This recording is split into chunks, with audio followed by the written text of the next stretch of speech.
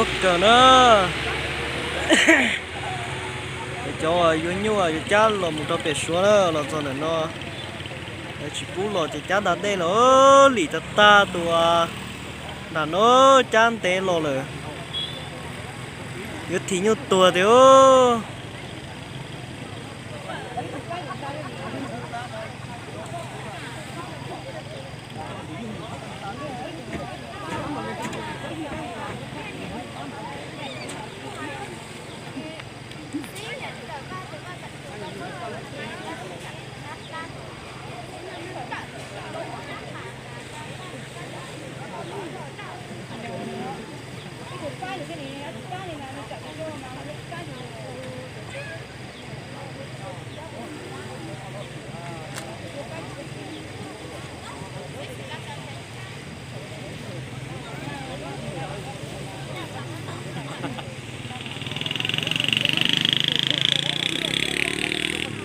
điều là tút tơ rồi đó mình là lì nhau là lì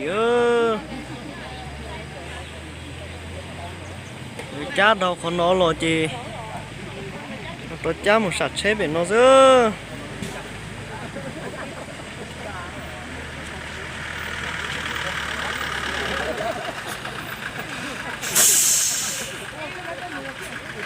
cha kia còn nó rồi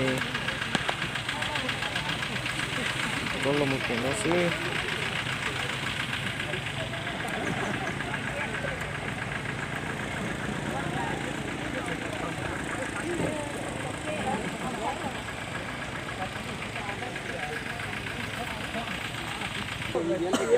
ủa nếu như cái cha này như nổ cho một tí nếu như nó nô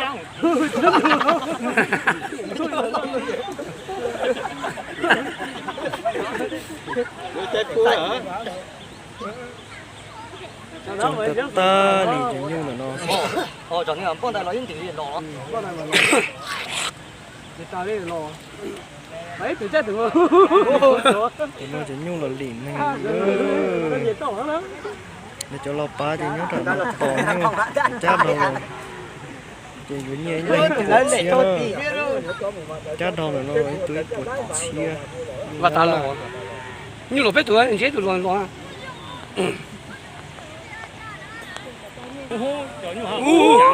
tụi này chỉ chinh tiêu chua tiêu tổng là té tiêu ai dùng uống ta rồi tiêu như là thời gian vẫn đã té lọ nhưng cha tụi nó lọ đúng à cháu tía mà cái lúc cứ nữa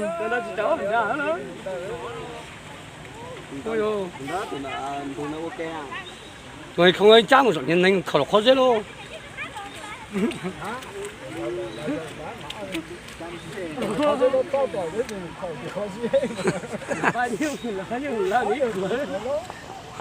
cái này chào tổng có thể tổng lên chia chỉ lỗ hả? không, mình có thể được đó là không có một chơi tốt đấy mà không à? Không à? Này là đây thu đây cha à? Cha là người ta từ mười năm áo đúng là chưa làm đâu chưa chắc là cái này chưa chưa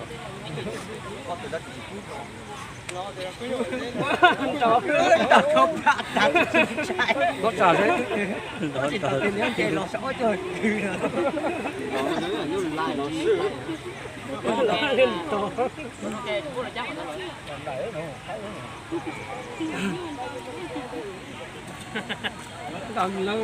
là mua phát tiền rồi ôi cái tiền rồi là ôi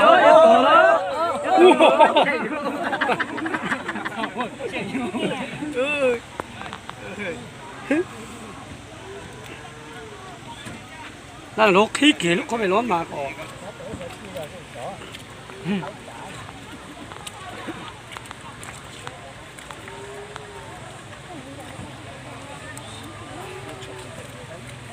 lại dụ rồi khó dễ thì khó dễ lọ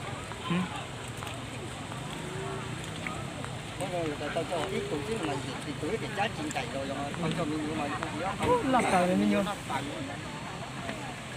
giờ mình dùng chỉ mới siêu đó thì mà nó hay rồi trái này không có tội như phố không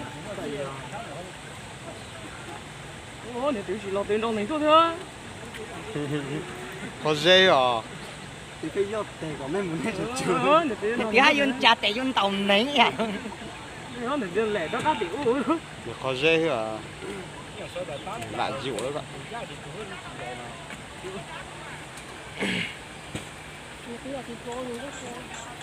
nhiều không chỉ trả chỉ đâu Có nó đi thì sầu. Ủa, thì như nhiều tí to Tổ, tí nhiều to tổ. chắn đấy thì ra như của ra cha là hơn gì đó. Cha nhưng mà cha là hơn gì vậy? thòn chay nữa Em mà cô chưa ăn nhiều. Cô chưa ăn nhiều. không phải chỉ kia thòn chay nữa Bố ăn nhiều. thòn chay chai rồi Cái đồ nó đồ tai rồi. Ăn nhiều. Cái tàu lo.